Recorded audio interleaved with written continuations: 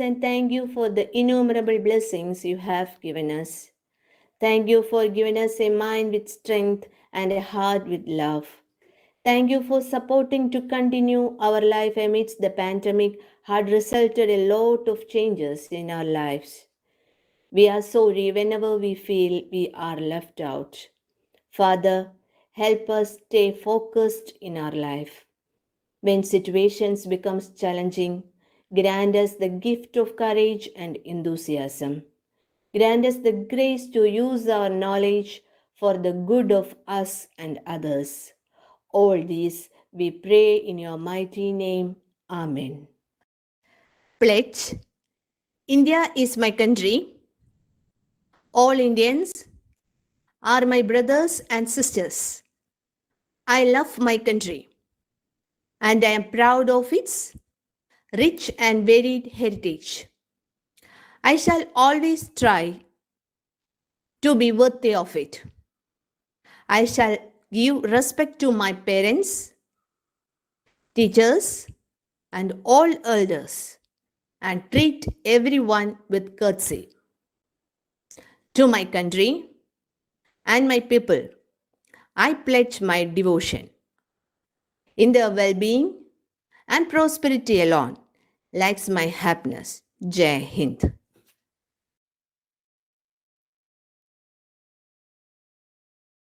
To take the attendance. Nancy is the Ashna, Atira, Deepa,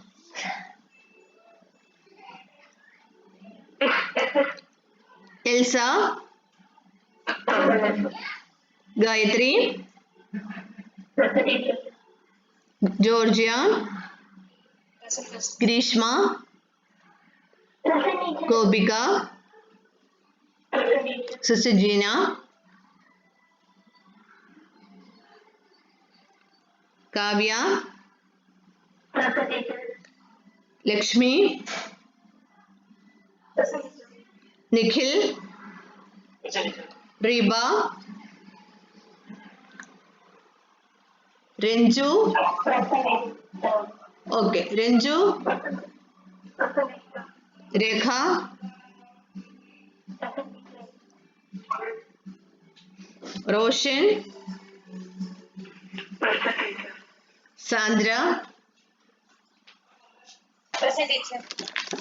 Shilpa. Okay, so today's absentees are Sister Gina and Shilpa Mary Matthew. Sister Gina is there, but you didn't respond. Sister is there?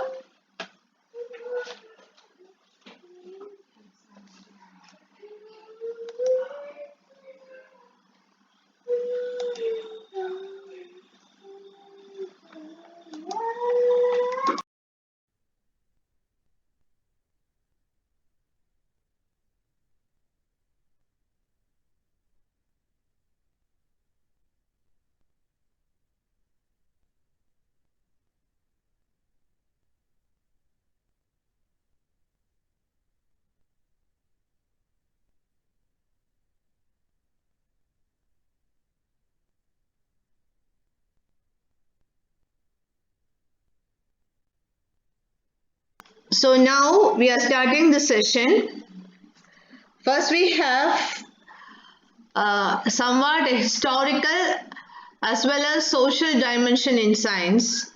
What are the different programs that government is really initiated for popularizing science? The topic will be handled by Lakshmy AR. Lakshmy, are you there? Please take up the session. Good morning, everyone. Good morning, teacher and my dear friends. Today I am going to present about the schemes for popularizing science. There were so many schemes that have put forward by the government of India to popularize the science. I am discussing some of them. I will show the presentation.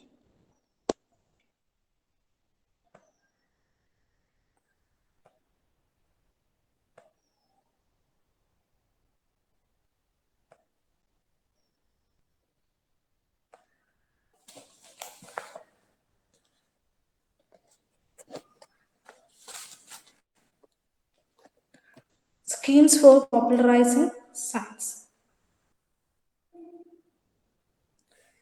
Article 51A(h) of the Constitution uphold scientific timber to be one of the fundamental duties of every citizen. It shall be in that Constitution. It is said that it shall be the duty of every citizen of India to develop the scientific timber, humanism, and the spirit of inquiry and reform.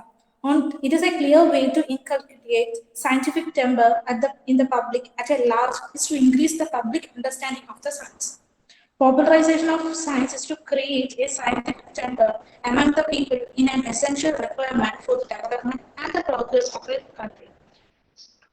Science is not treated as a difficult subject taught in school and colleges, but it is to be impaired progress through natural and physical observation. This was the aim of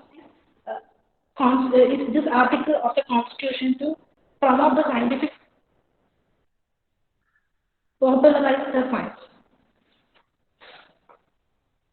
There were so many schemes that have been put forward by the government of India to popularize the science. It is governmental and non-governmental. Governmental schemes are Shastra Koshni, Kishore Vaidyanik Protsahan Yojana, People Science Movement, All India People Science Network, National Science Talent Search Exam. Non-governmental Jawahar Bala Bhavan, Nehru Science Center, Vikram Sarabhai Community Science Center, Kishore Bharati, Biotica, Vaidyanik Prasad, Science Olympiad Foundation, Indian Science Community System, Kerala Sahitya, Shastra Sahitya Parishad. These are the government and non-governmental schemes that have been put forward by the Indian government to popularize the science. We will see some of these schemes in detail. First one, governmental Shastra Koshni. Shastra Koshni has a main role in strengthening science education among the high schools of Kerala high schools of the Kerala science education strengthening the Shastra Koshni is very important. This program plans strengthening of high school science laboratories of the state and an effective interaction among the students and the teachers. Teachers will be encouraged to carry out innovative projects in the science education course. Students from the different schools and engage in the problem-solving experiments and critical discussion. This would provide necessary excitement and fun in doing science and thus induce a healthy trend in science learning and a career orientation in doing science. In this program, the government is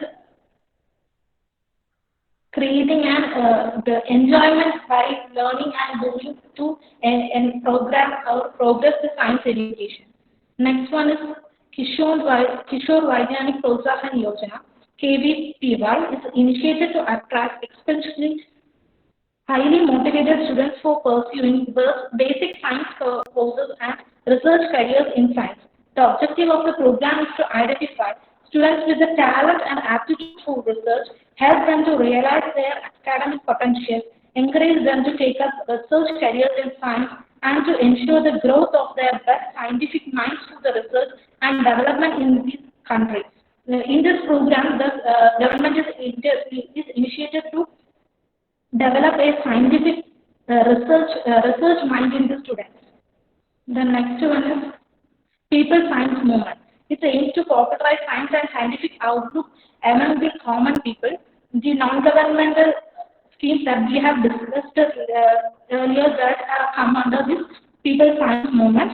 That is KSSP, Kerala Sahitya, Shastra Sahitya Parishad, Bharat Gyan Vignan, All India Science, All India People Science Network, Assam Science Society are some of the popular science movements in India. Next is All India People Science Network. AIPSN is a national network of people science movement of India. When AISPN was established in the All India People Science Congress organized in February 1998 at Kannur. It was when it was established, there were 28 member organization and presently it has 35 members. Science communication and publications, health, education, environment, energy and sustainable development are the major areas of this area of the activities they are involved. Next one is National Science Talent Search Exam. The National Council of Education Research and Training (NCERT), which was established by the government of India, announced a program to identify the talents and nurture the scientific talents in the students. The program was announced in 1963 by the name of National Science Talent Search scheme for awarding the students with scholarship while identifying the talented ones. Although in the beginning it was only given to the students who are staying in the Delhi, who are studying in the Delhi city, and then it was spread to all over the country. In 1964, the scheme was extended to all students of the class 11 for the states and union territories within the India, and the number of scholarships was increased. The NCERT conducts a national talent search examination for students in class 10. In class 10, they were conducted an exam, and while passing this examination, uh, they are getting the scholarship in a higher studies. From 11 to doctoral level, they are getting the scholarship. It honors and helps talented students by providing financial assistance in the form of monthly scholarships for the course in the science, social science and humanities, language, commerce, vocational studies and fine arts to PhD level for professional courses like engineering, medicine, management and law. The assistance is conducted or is given up to the post graduation. Then we will move to the non-governmental, some of the non-governmental organizations. First one is Kerala Shastra Sahitya Parishad. It is a voluntary organization working in the state of Kerala. It is claimed to be People Science Movement. At the time of its founding in 1962, it was a 40-member group consisting of some science writers and teachers with interest in the science from a social perspective. Over the past decade, it has been grown to a mass movement with membership of over 40,000 distributed in more than 22 units spread over the Kerala. In the beginning, the objective was to publish scientific literature in Malayalam and popularize science literature. However, it is soon realized that the publication and the giving lessons alone were not enough to popularize science and extend its benefits to the common people. So they have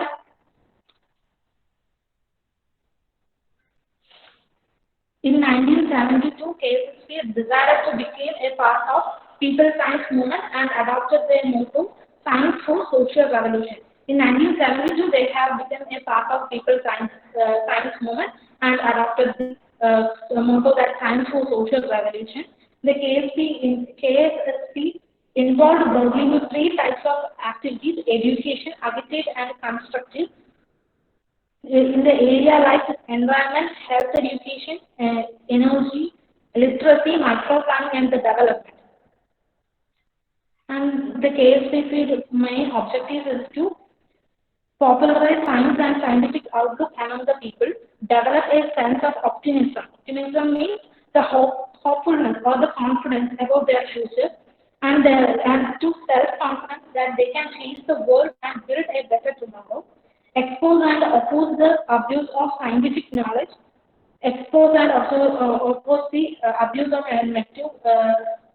Expose and oppose. The students have to express or they have to fight towards the scientific knowledge and that the changes of the natural pollutions, like in that area they have to express their ideas. Purpose and help and implement alternative modes of development with the emphasis on equity and sustainability. And also the KSSP is publishing two monthly magazines, Shastra Kerala and Shastra Gedi. Shastra Kerala is for secondary school students and a bi-weekly Eureka for the primary school students, and also a newsletter for the Parishad Varta is also being publishing by them. And next one is Science Olympiad Foundation. Science Olympiad Foundation is an education foundation and a non-profit organization established in 1999 based at New Delhi, which promotes science and to enhance reasoning, analytical, and problem-solving skills in the students in the field of science. It organizes 4 Olympiads, namely National Cyber Olympiad (NCO), the National Science Olympiad (NSO) and the International Mathematics Olympiad (IMO) and the International English Olympiad (IEO). The Science Olympiad Foundation encouraged participants to register through their schools rather than as individuals. Individuals they are now giving their names for the Olympiad in there on, but only through the medium of the school they can participate in the Science Olympiad.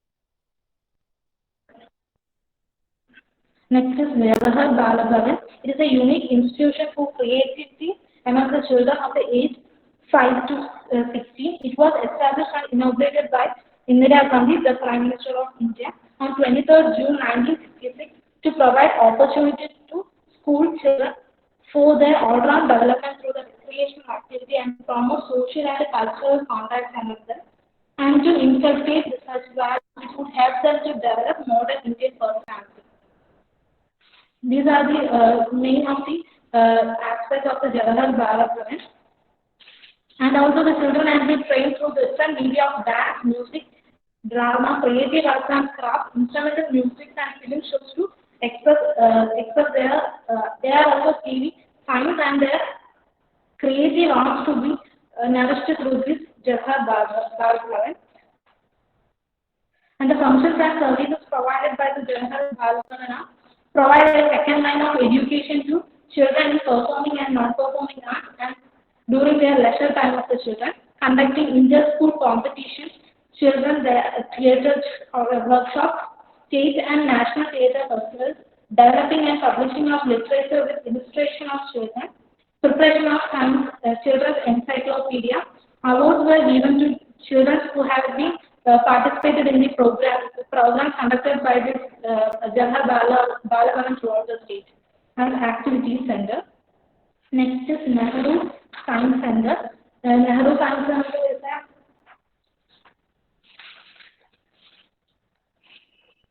a 29. It is the Science Center which is come under the National Council of Science Museum (NCSF). It has 29 centers of museum all over the country and has best infrastructure and skilled manpower, and it helps to conceptualize, design, develop and organize high quality science exhibits and other related educational programs and activities. It is one of the 4 national level science museums in NCSM, National Council of Science Museum, and it is benefits to both common people and students. Next one is Vigyan Prasad. Vigyan Prasad is an autonomous and registered society under the Department of Science and Technology, founded on October 12, 1989. They have diverse activities in the public outreach of science, also produce and science programs in Doordarshan and national channels.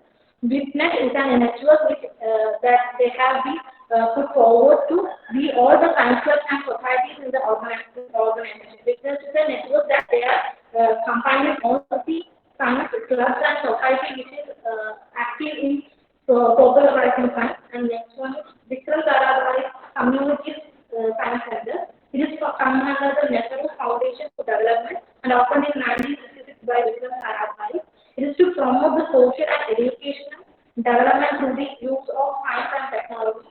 The main purpose or the objective of the center is to promote scientific thinking in which science teacher and students, and to inculcate the skill of observation, hypothesis, experimentation, and the conclusion and the prediction. And also they have organized variety of community-oriented activities like science film shows, science exhibition, popular lectures, and do-it-yourself laboratory, open house programs. Also they have been put forward for the popularizing to inculcate the science in the students.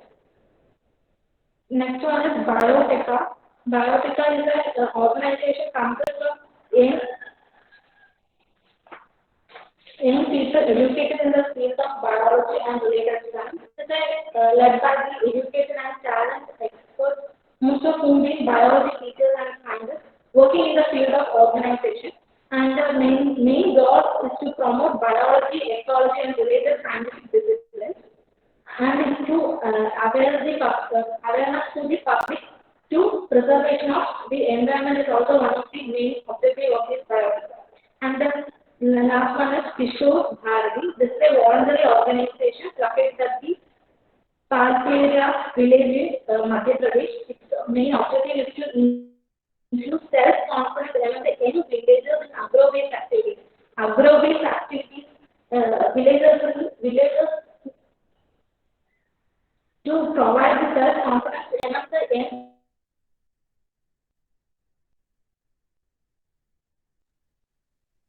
as an effective means of solving community programs and to stop the urban migration of the village youth to the search of white collar jobs and to help them to understand about the agriculture and the new developments in the agriculture field is being done by that. Kishore Bharati. Thanks.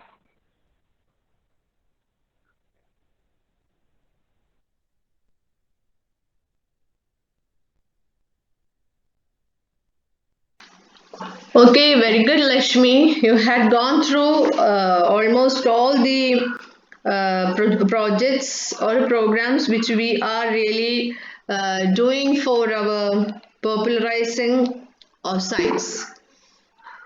Is it very necessary that we have to popularize science? What do you think?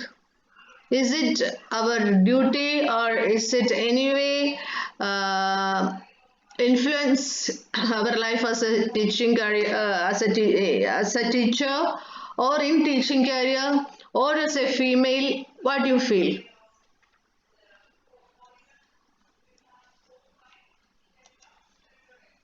Nowadays there are from the past few years the science has been popularized, but there are some superstitious or they are only we are only some of the facts that have been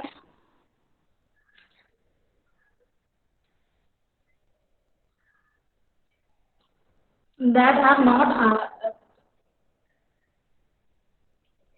not been accepted by the people. So we have to give some.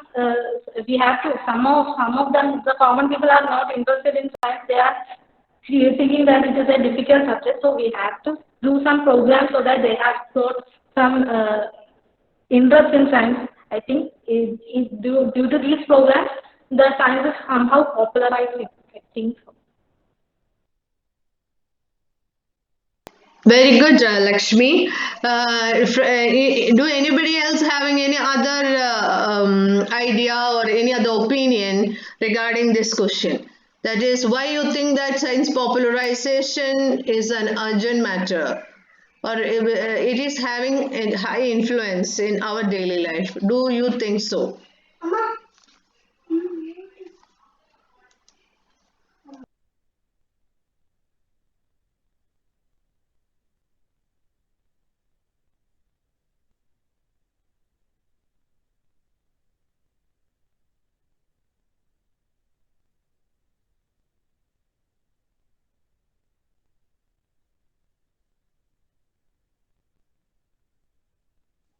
Ma'am, to develop scientific attitude in the society, we have to popularize science education because everyone is telling us telling reasons which are not scientific for many things in our daily life. So we have to popularize science so as to um, develop the method of reasoning or searching for evidences for what to say uh, for telling about something which is happening in our daily life. Anybody else? What I have to understand, all the others are keeping silent. Do you think, as a female, all of you except Nikhil, you are female, do you ever thought, I mean, in your life that if we do not have this type of a scientific empowerment in our society, what will happen already to you? ഇങ്ങനെ ഒരു ശാസ്ത്രീയമായ വളർച്ച പുരോഗതി നമ്മുടെ നാടിനുണ്ടായിരുന്നില്ല എങ്കിൽ നിങ്ങളുടെ ഇപ്പോഴത്തെ അവസ്ഥ എന്തായിരുന്നു എന്ന് നിങ്ങൾ ആരെങ്കിലും ചിന്തിച്ചിട്ടുണ്ടോ? That's my question. Do anyone have any answer for that? What will happen to us? Not only to you, to us, including me. I'm also a female.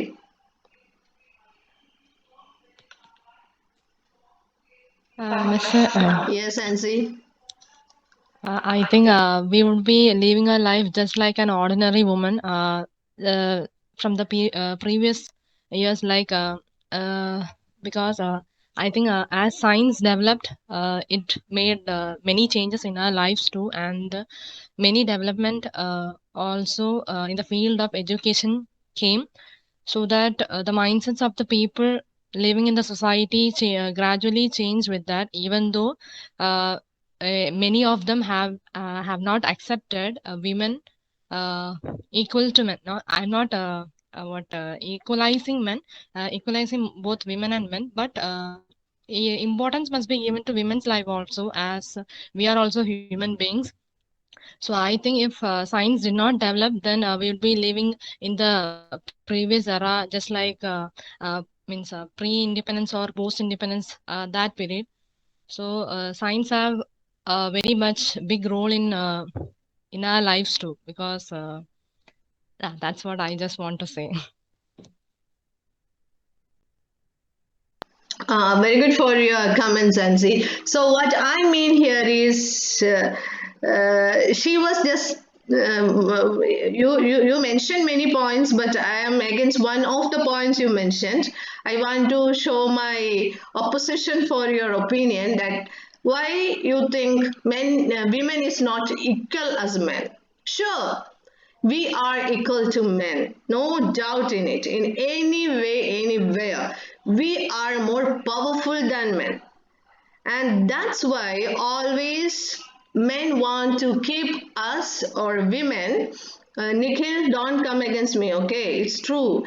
You have a sister, you know how much she suffers, how much she leads, how much she is doing for the child. So, ladies are almost more powerful, more systematic, more manageable in every instant of life, more than men. Women are more competent, no doubt in it, except muscle power. And we know that if a person with a brain or a person with a head do not want to use hand,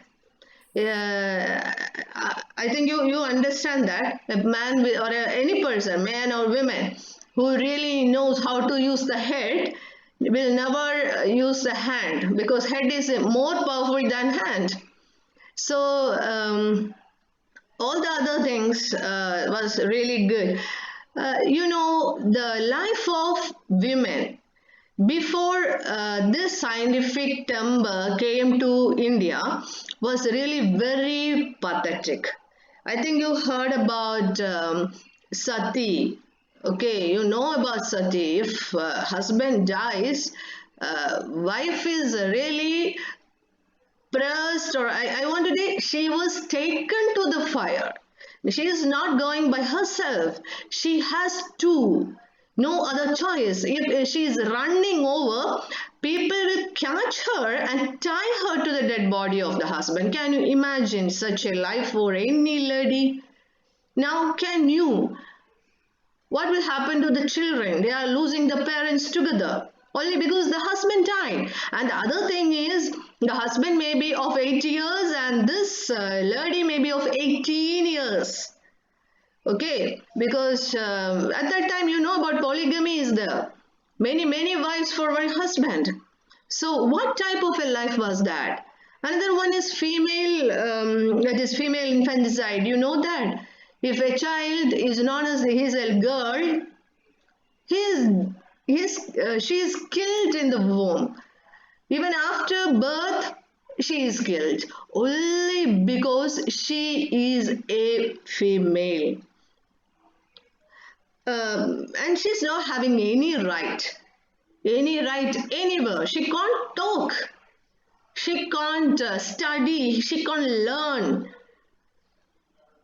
What about, even if you just want to understand, we are educated, but what happens in our family? What happens in our family? Our parents are educated, our children are also, I mean, our sisters, brothers, all they are educated. Even if such a situation, if girl child talks aloud, what the mother itself is talking, keep silence, lower your voice, so and so, lower your voice. You're a girl, lower your voice. Don't talk. Don't talk much. I'm not asking you, I'm asking to your brother, if there is a brother. Otherwise, if there is no brother, only girls in the family, there is no choice for opinion. You may get choice for opinion, still you may get married. In some houses, not in all houses, in some houses. I don't think all of you came for B.Ed based on your own suggestion. Your parents may suggest that you have to go for B.Ed because as a girl, it's the most safest job you can get. So really, or even, I'm telling, even after our society is educated this much, this is the situation of a girl child in the family, then can you imagine what is the life of a girl child without education? So that's really pathetic. So it's our duty as a teacher that we have to make our children. Still, I'm remembering one lady who is working in others' houses like maid, and she was working day and night. And I was asking her, she's having one girl child. Her husband went away, leaving her. I was asking her, why you are taking this much of pain? Your child is enough. She's getting 18. She may get some job somewhere. And why you are taking this much pain day and night? You want to send her for B farm, or she want to send her for B farm, and she's sent her. And I was asking, why you are doing that? Then that lady told me that I I couldn't take up a good life only because I didn't had my education. I have to give a good education to my child. So this is the only one thing I have to do. As a teacher, it's our duty not only to give education to our child, to all the children who is standing or sitting in front of us, it's our duty. I think you know about Charaka Samhita, Susruta Samhita, Ashtanga Hridaya, all these. You know, all these are some medical books. And all these books are really written in very long years, Vedic period. But all these are some aesthetic books. But when it comes to now, it's all having a religious version. All this comes to some Brahma, Vishnu, Maheshwara, some names like that is coming in between. And what happened? All this have now a religious outlook. But when this book is written by Susruta, Charaga, or something, it was not had any religious outlook. So what happened in between is that for the sustenance of this book, religion became a part, and that way in every phases of life, religion had a good capture. Every life of people, thinking of people, movement of people. Still now, if you have staying with old parents, you may know പൂച്ച ചാടി കണ്ണാടി പൊട്ടി ഉപ്പ് കൈ കൊടുത്തു പിന്നെ there's something can anyone remember this കടുക് താഴെ വീണു. yes Ashna കടുക് താഴെ വീണ yes കടുക് താഴെ വീണു we cannot നഖം understand നഖം വെട്ടുന്നത് നഖം വെട്ടി what was that I am not remembering that നഖം വെട്ടുന്ന ടൈം ഉണ്ടല്ലേ സന്ധ്യക്ക് നഖം വെട്ടരുത്. പാടില്ല. സന്ധ്യക്ക് നഖം വെട്ടരുത്. ഓക്കെ സോ പിന്നെ പെൺകുട്ടികൾ കാലാട്ടല്ലേ? പെൺകുട്ടികൾ Yes, yes. കാലാട്ടാൻ അതെ അതെ. പാടില്ല, കാരണമേ കാല് വെക്കാൻ. വെക്കുന്നത്. Yes yes yes yes yes. പിന്നെ കണ്ണ് ചൊറിയാൻ പാടില്ല. കണ്ണ് ചൊറിഞ്ഞാൽ കരയും. കരഞ്ഞില്ലെങ്കിൽ നമ്മളെ കരയിക്കും. So these things are really, we know that why our eyes are like that. We have to wash our eyes. Eyes are giving you have to wash me. That's all. That never means that you have to cry. But we are giving such interpretations, and that interpretation is coming directly to our life only because of the lack of scientific outlook that is really existing in the society, which we have to change. Even we have any scientific outlook, we have to thank two great persons in India. That is, one is Raja Ram Mohan Roy, who was, I think you know about, he was the first man who was coming with Sati. yes, yes, yes. He worked against Sati, and he was, we can call, he is the father of a modern India with a scientific outlook. He was such a man. So Raja Ram Mohan Roy was there, and another person was Jawaharlal Nehru. If these two persons were not there, still we were in the same route of our grandparents. Not grandparents, great grandparents maybe, but maybe of the same route. We cannot make any change anywhere. So that's it, and we have to know which is the first college, which is the first college in India. Do any one of you know who is having a scientific division? ഒരു സയൻസിന്റെ department ഉണ്ടായിരുന്ന ഇന്ത്യയിലെ ആദ്യത്തെ college ഏതാണെന്നറിയോ? സിസ്റ്ററിന് അറിയാമായിരിക്കുമല്ലോ. Saint Thomas college ആണോ? No, that's not in Kerala. സിസ്റ്ററിന് അറിയാലോ എന്ന് ഞാൻ പറയാൻ കാരണം സിസ്റ്ററിന്റെ കൂട്ടത്തിലുള്ള ബിഷപ്പുമാരൊക്കെ പോയി പഠിച്ചിട്ടുള്ള കോളേജാണ്, അതുകൊണ്ടാണ്.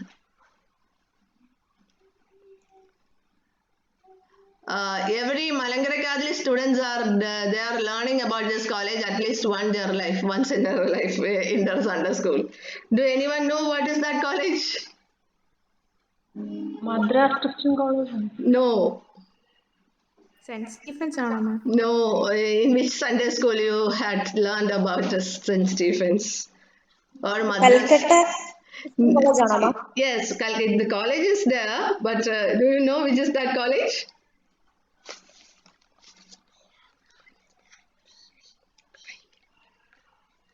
മാം മറ്റേ Serampore college. Yes, it is Sarampur College. Sarampur College, because this whenever somebody mentions about Marivanyo's college, Marivanyo's, they are talking about this college.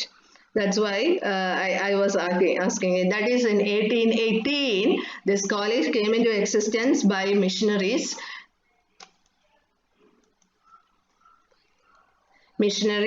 And that was the first college with science department. Okay, then they had done many things for the popularization of science. After that, another college that was came.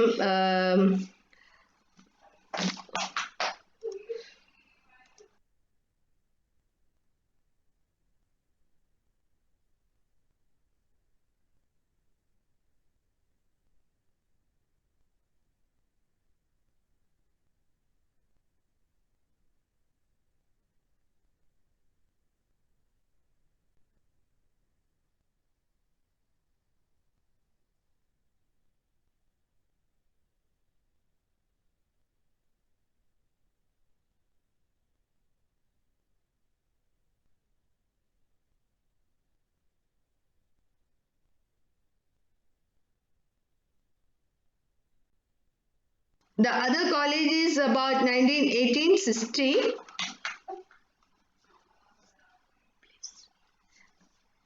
1860, that is again in Calcutta.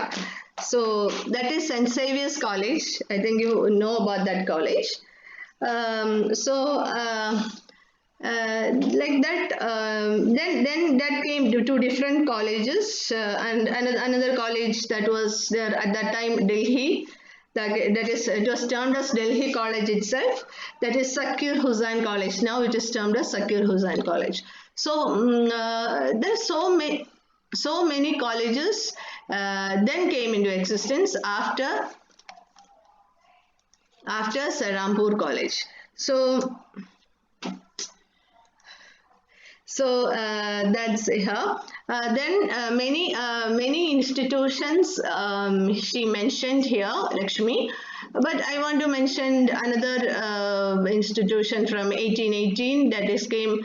Sorry, 1918 that was there. That was Indian Congress Science Congress Association.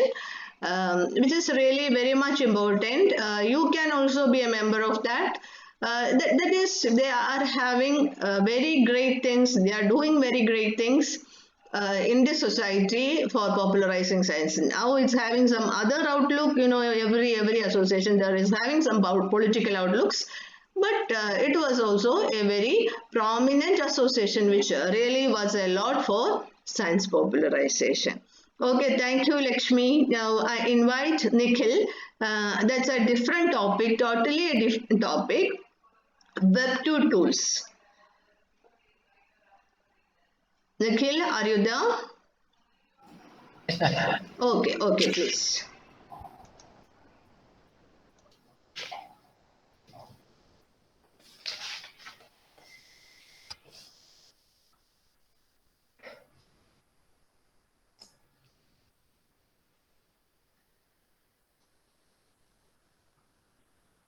Good morning, teacher and my dear friends.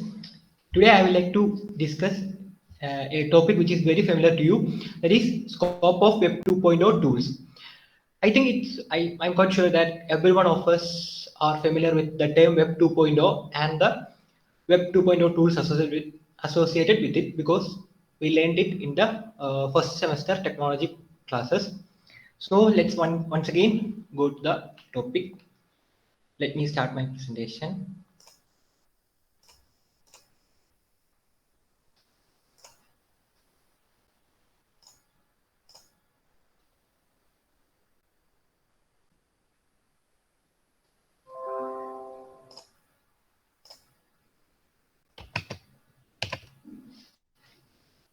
So I think the presentation is visible.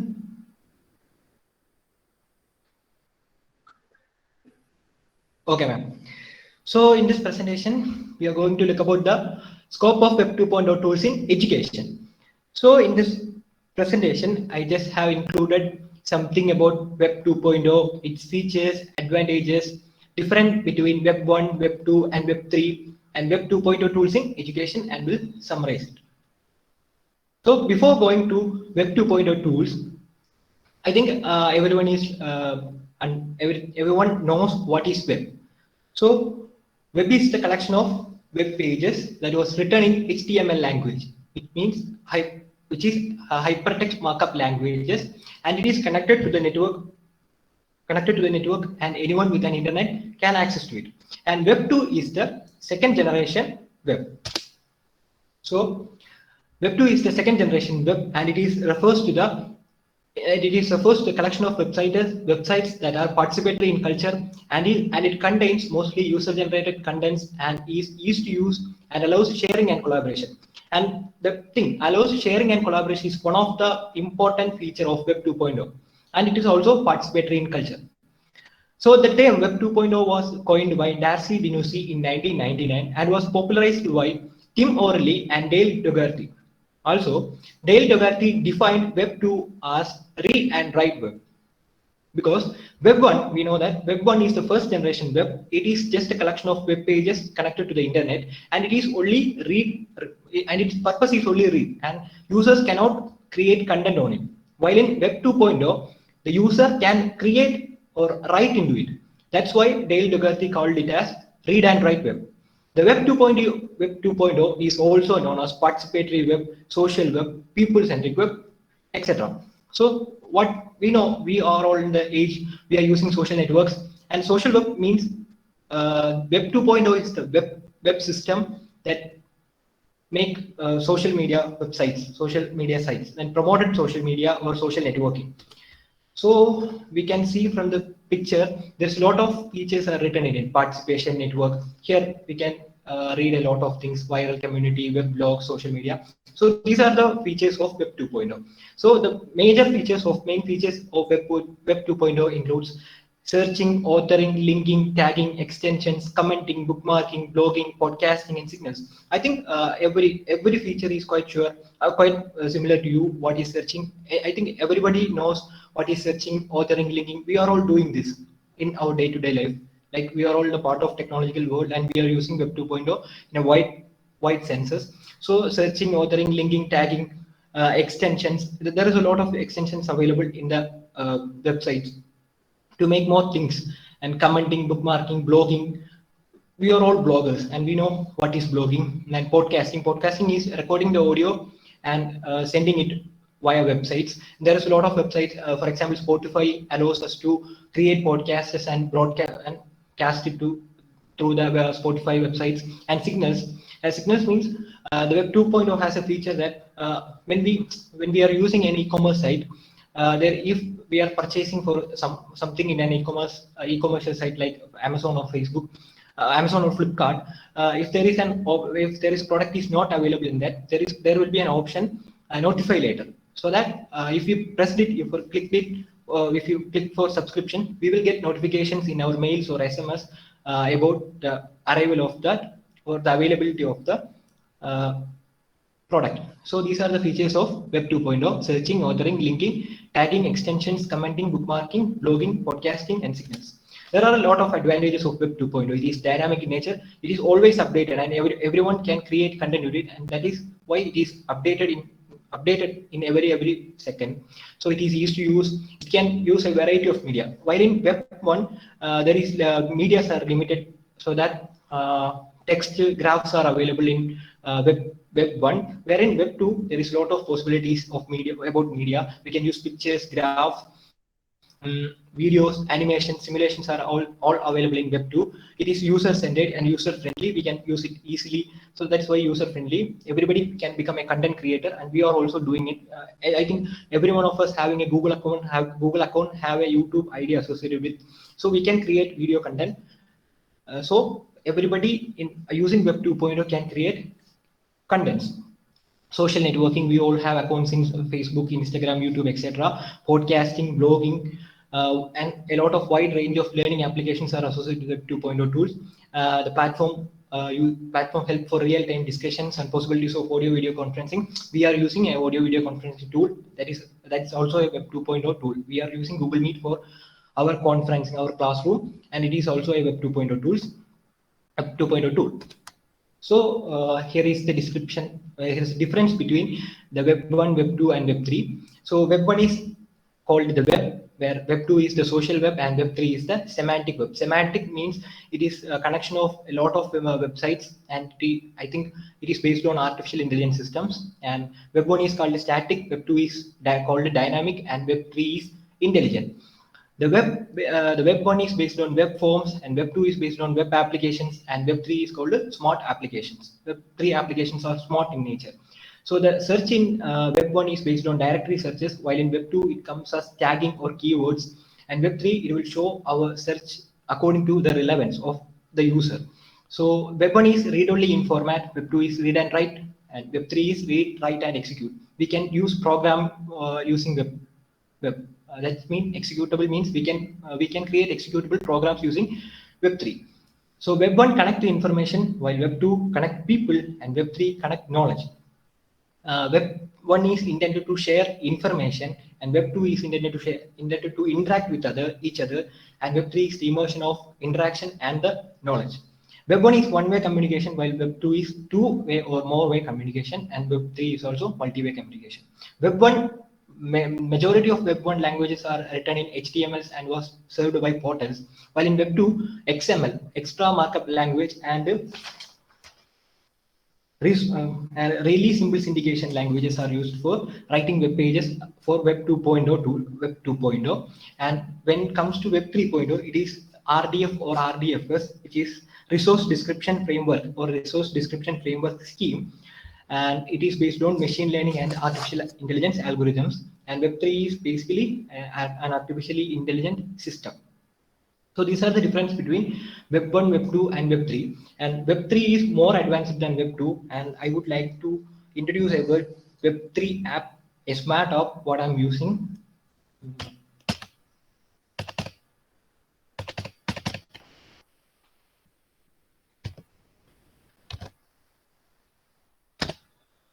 This is a browser. I'm using it as an alternative of Google Chrome. This is a Web3 application. This is Brave, and there is a list of Web2 apps and Web3 apps.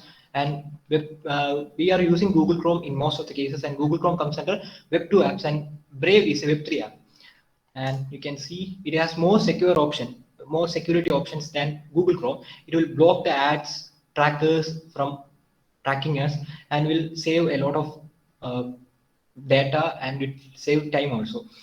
So there is a defect with Brave that it will work in a high-speed internet, and it will be too slow in slow-speed internet. So it's a very good version. We can customize it. We can search according to our relevance. When starting a Brave browser, they will ask some questions, and according to that, we can customize the web searches and track blockage of tracking and AdSense in the ads coming along with the websites. So let's back to the PPT. So let's deal with the Web 2.0 tools in education. This is the most important part of this presentation. So I think I included a lot of logos of a lot of Web 2.0 tools. I think you are familiar with this: Google, YouTube, Blogger, Wikiblogs, EduBlogs, Facebook, Google Classroom, Hot Potatoes, PhD. PhD is used to show there is a lot of inbuilt simulations are available in PhD that is quite useful in our school classrooms in physics and chemistry. Jamboard, Edmodo, Teachers Tube, LinkedIn, and SlideShare. I think except Edmodo, Teachers Tube, and Wiki EduBlog, rest of the applications are quite aware, and we are all using that. So let's come to the points. Web 2.0 tools in education. These are dynamic systems of information and interactive, creative, and easy to use digital platform. They are all the Web 2.0 tools are interactive in nature. They make more creative sense, and it is easy to use digital platforms. All of them are digital platforms. So it helps to generate, manipulate, collaborate, and share learning materials. So this is more important. That is generate. We can create content, we can manipulate content, we can collaborate. So this presentation, while I'm presenting, this presentation is made in PowerPoint. If I made this presentation using Google Slides, I can collaborate it with my friends, and you can make edit in it. But I am using a PowerPoint 13 version. Collaboration is not available in that. So Web 2.0 tools allows you to collaborate our content, and we can easily share our learning materials. So Web 2.0 tools has another advantage that we can learn from anywhere and anytime. That we are doing it. We are all sitting in our bedrooms or rooms and listening to our classroom, taking seminars, and this is an advantage of Web 2.0 tools. Learn from anywhere and anytime. And it is easy to interact, giving feedback and evaluation procedures. It enhances the engagement of students and roles of students in education, increases social connections. There's a lot of possibilities of blended learning and wide applications through LMS. LMS means learning management system. Possibilities of multi-sensory approaches in learning through apps, webs, and simulations. And these are the given below are the all the websites and app which makes more learning is more effective and interactive. So these are the 6 applications or web tools that was mentioned in our syllabus. That is Hot Potatoes, P-Table or Dynamic Periodic Table, Edmodo, Teachers Tube, EduBlocks, and Chem Collective. I think Hot Potatoes is very familiar to us, and I think Ansi made a video of how to use Hot Potatoes for the first semester technology seminar, and I think she will share it soon to us. And these are the 6 web tools which is in our syllabus, and Hot Potatoes, P-Table, Edmodo, Teachers Tube, EduBlocks, and Chem Collective. We will look into each. So Hot Potatoes. Hot Potatoes is a suite of 6 different web applications which helps to create interactive learning exercises.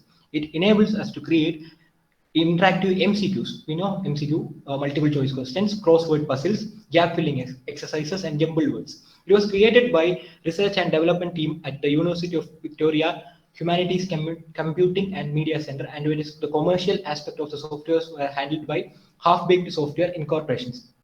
It was started as a freeware, and now it's paid, it is premium, and we have to pay some money for that. It is freeware till October 2009, and it was designed. A major aim of the Hot Potatoes was to allow teachers to make interactive web-based exercise that can be accessed by students at any internet-capable computer terminal with a standard web browser. So it is basically built for teachers to make interactive learning practice, learning exercises. So these are the features and benefits of Hot Potatoes. This is a free software and free shareable. Now it's free, and some of the features are also freely available. So it is free software, free shareable, and allow users to upload the content to web pages to their servers. It is user friendly and easy to use. It contains self-evaluative tools and is interactive in nature. It supports multi languages. So these are the six different. So these are the six different six different web apps associated with the Hot Potato. So JQs we can use. JQs can be used to create MCQ and quizzes, and JClose is used to make gap fill exercises. And JMatch, it helps to create matching exercises. That means drag and drop. Matching exercise means match the following. That type of question can be created. That type of exercises can be created by JMatch. Another is JCross. JCross helps to create crossword puzzles, and JMic help to create jumbled word exercises. And Masher is a paid version of Hot Potato, helps to combine together to bring a bug quiz. Not bug, there is a spelling missing. It helps to bring a big quiz. It's a paid version of Hot Potato and brings all the JCross, JMix. There is also another JMix. This is not JMic, JMix is that. So Masher brings the JQs, JCross, JMatch, JCross, and JMix together, and it will make a big exercise for us. So another Web 2.0 tool is p-table or dynamic periodic table. It is quite useful in the classes or in the chemistry classes, which will give a lot of information. Here is a p-table link, and we'll look into the p-table.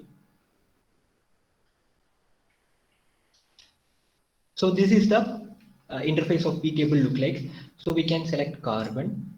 So there is the atomic number, electronic configuration, symbol, name, and mass, atomic mass, and lot of what properties are written here: electronegativity, melting point, boiling point, electroaffinity, association, ionization, radius, and we can,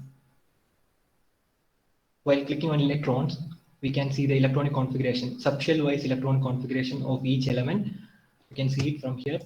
It will give the ideas of isotopes. So on clicking carbon, it will give all the isotopes of carbon. This is a list of the isotopes available for carbon, and we can create compounds from this. And while selecting each element, we can find the possible compound formulas from here. So also here we can learn the change of temperature, a change of property of the elements with increasing temperature or decreasing temperature. So you can see that. So the changes in solid, liquid, gas can be obtained by changing the temperature. This thing.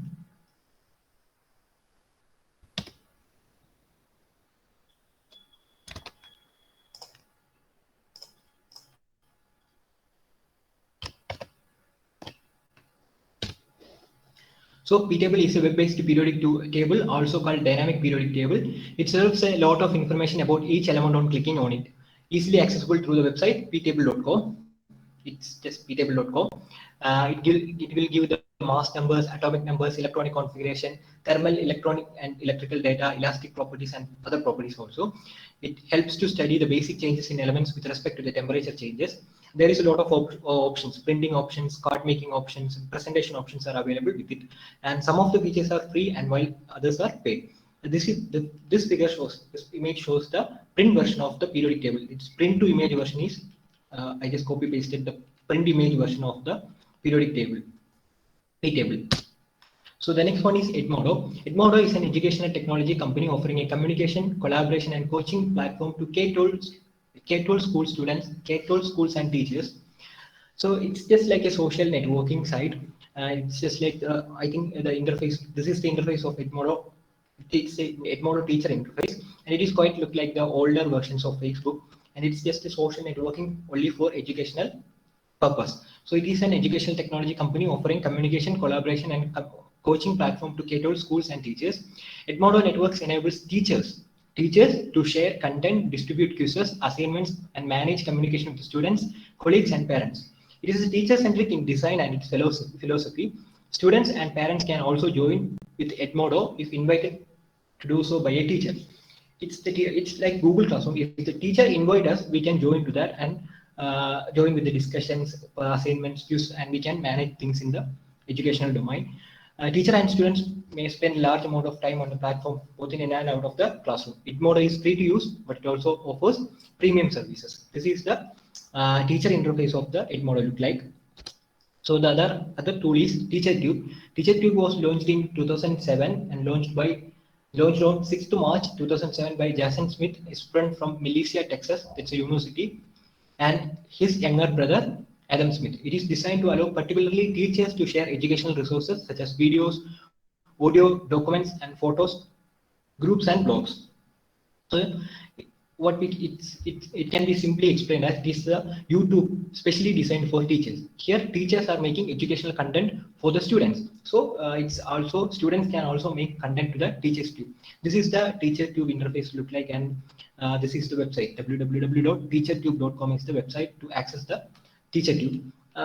We can search and search audios and videos here, and it will be obtained from here. It just look like the YouTube platform.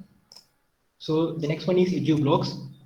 EduBlogs is created for educational purpose. EduBlogs achieve and support students and teachers learning by facilitating reflection, questioning by self and others, and collaborations. Provide context for engaging in higher order thinking. The EduBlogs contains a lot of educational blogs, articles, and things which was educational purpose, which was written by teachers or educationalists, and anyone can access it from the EduBlog website. The use of blogs has become popular in education institutions, including public schools and colleges. And blog can be useful tools for sharing information and tips among co-workers, providing information for students, or keeping in contact with the parents. Educators who blog are sometimes called edubloggers. So this is the website, the official website of edublogs look like. So Chem Collective. Chem Collective is another tool which is exclusively designed for chemistry students and for chemistry education. It is a collection of virtual labs and scenarios-based learning activities, tutorials, and concept tests.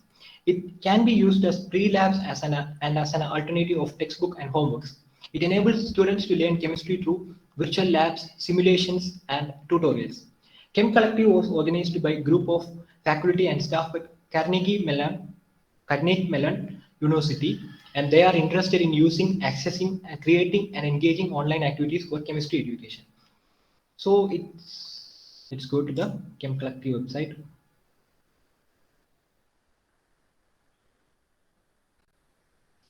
So this is the Chem Collective website. There is a lot of things which is related to chemistry is available right here.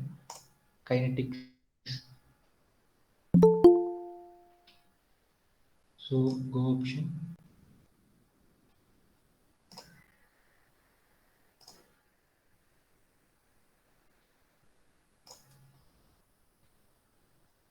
Equilibrium. You can see Le Chatelier's principle and press go. There is a lot of activities, concept tests are available here, and a lot of topics are available in the Chem Collective website. I can't show the virtual labs of Chem Collective because I am not installed the Adobe Flash Player version 7. So it needs Adobe Flash Player version 7 to use its simulations and virtual labs. And you can access Chem Collective. Can access Chem Collective easily through the website chemcollective.org/home. So these are some other web-based tools which can be used for our educational purpose, and these are not in our syllabus. It's Jing. Jing is used to add visuals to conversations, and GoAnimate. GoAnimate helps to create animations, and GoAnimate contains libraries of lot of templates, animated icons, persons, figures, actions, music, sounds, and tracks. So, while using GoAnimate,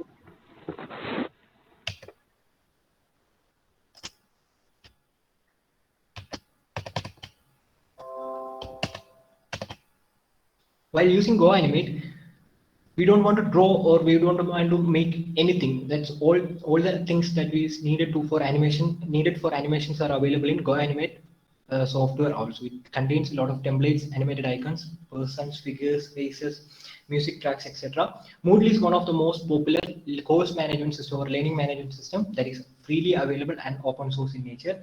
It is a single robust secure integrated system to create personalized learning environments. The word robust means the system, the Moodle system itself make if the troubleshoots and it will correct itself or it will give suggestion for us to uh, for troubleshooting. And it is free and open source software which is freely available, and it has a lot of features. And it's Moodle is just like what Google Classroom, and it is Moodle contains a lot more facilities features than Google Classroom.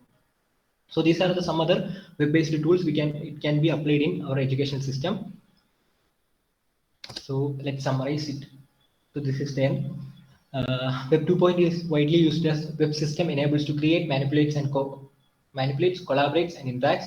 It is easy to use and connect with the globe. There's a lot of uses in the field of education. Edu blogs, podcasts, video simulation, animations, etc. These are the different medias that can be used associated with Web 2.0 tools.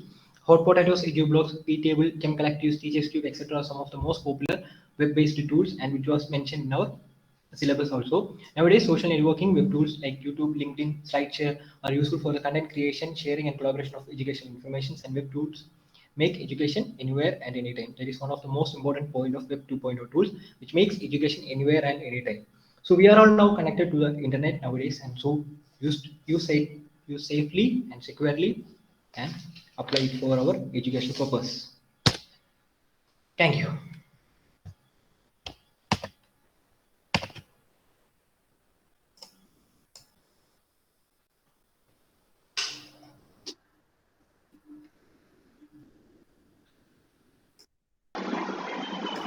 Teacher Gaini. Yes, I'm here. Okay, very good, Nikhil. He explained the tools that we are really using in Web 2. Before that, I want to tell you something about.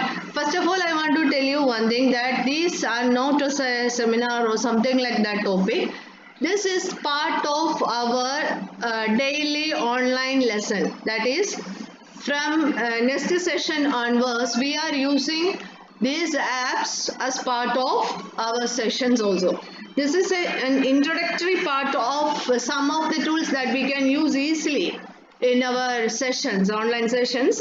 And so Nikhil introduced that. From next session onwards, you can use. I think Anzi used once hot potatoes or any other. He mentioned about 10 above tools here, directly and indirectly. So you can go through that and you can study, you can select yourself anyone which you are interested, and you can discuss that in our class, and you can show it as part of our sessions, and that help your friends also to get familiarized with all types of apps that is part of Web 2. But it is not the first or it is not the updated version, we know. As we know that in 1953, the computer came to existence in 1955. First computer came to India. Then by 1980, computer became a part of our life. By 1989, we had to say internet become a part of our life. But at that time we never thought that internet can manage our life or internet can rule us, right? But now we know that where we are going, what we are doing, everything, what we are eating, all these things are really managed by net only.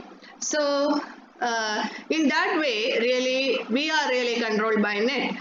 But that technology came by Web 3, not by Web 3, by Web 4.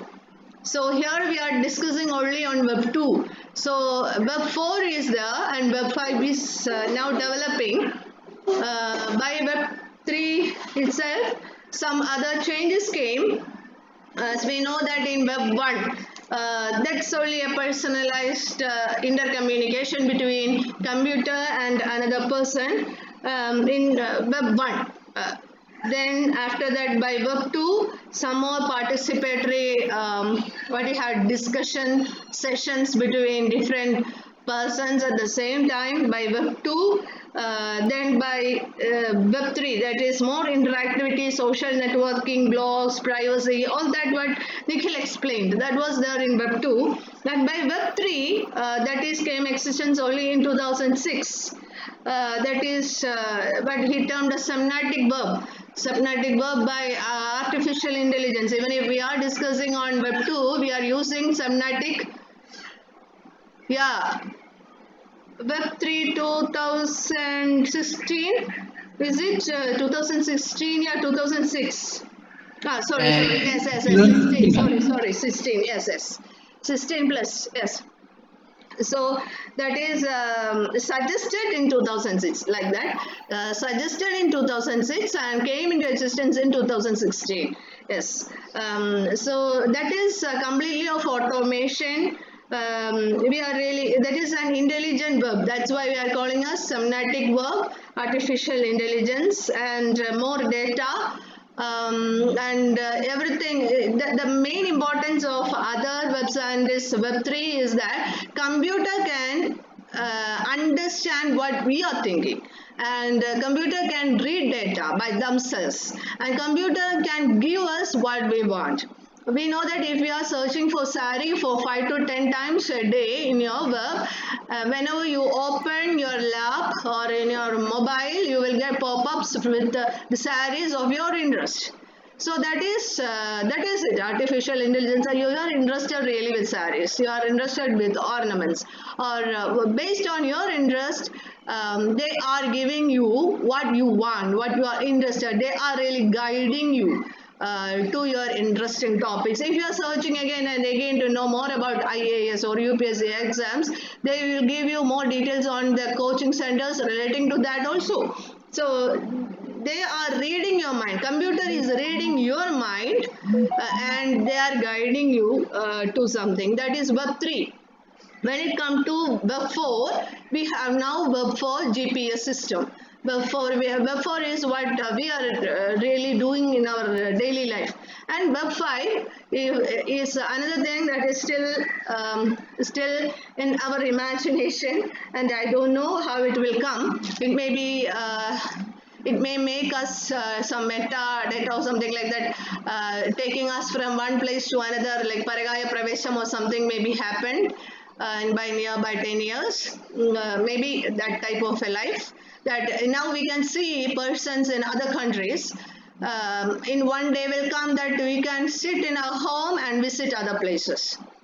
For 10 minutes you can go to some other places and visit some places in Canada or Australia or Antarctica or wherever it is, and come back to our home. Maybe something like that, I don't know. But Web 5 is under construction and designing and still progressing. So that's all about web technology, and I want to congratulate Nikhil for that.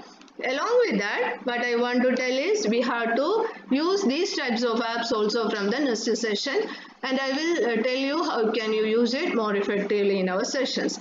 That's all. We are taking so much of time, more than what we really mentioned, because of the importance of the topic that we discussed. Thank you.